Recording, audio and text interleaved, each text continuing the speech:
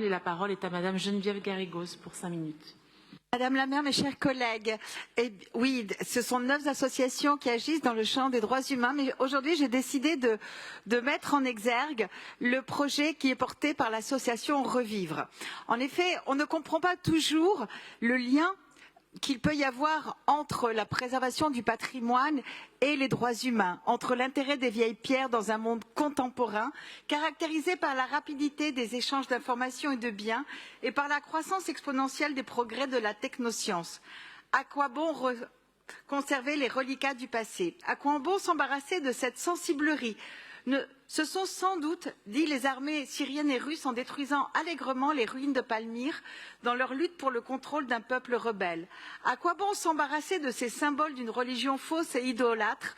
Ce sont dit les petites frappes de Daesh faisant exploser à la dynamite les temples de Bel et de Baal Shaïmin en août 2015 après avoir décapité et mutilé le directeur du site Khaled al-Assad. En 2017, à l'occasion de l'adoption à l'unanimité de la résolution 2347, le Conseil de sécurité en faveur de la protection du patrimoine, adopté par le Conseil de sécurité en faveur de la protection du patrimoine, Irina Bokova, alors directrice générale de l'UNESCO, déclarait que, je la cite, « La destruction délibérée du patrimoine est un crime de guerre. Elle est devenue une tactique de guerre pour mettre à mal les sociétés sur le long terme dans une stratégie de nettoyage culturel. C'est la raison pour laquelle la défense du patrimoine culturel est bien plus qu'un enjeu culturel, c'est un impératif de sécurité inséparable de la défense des vies humaines. Les armes ne sont pas suffisantes pour vaincre l'extrémisme violent. Bâtir la paix passe aussi par la culture, cela passe par l'éducation, la prévention et la transmission du patrimoine. En Syrie, le site de Palmyre incarne malgré lui la destinée d'un peuple tiraillé et massacré au fil des années, jusqu'à ce qu'il n'en reste plus grand-chose, sinon quelques populations rescapées tentant de se construire un avenir dans un champ de ruines. Et cet avenir, c'est par le passé qu'il se construit. L'association Revivre s'appuie sur les équipes pédagogiques des écoles de Palmyre et sur sa propre équipe pour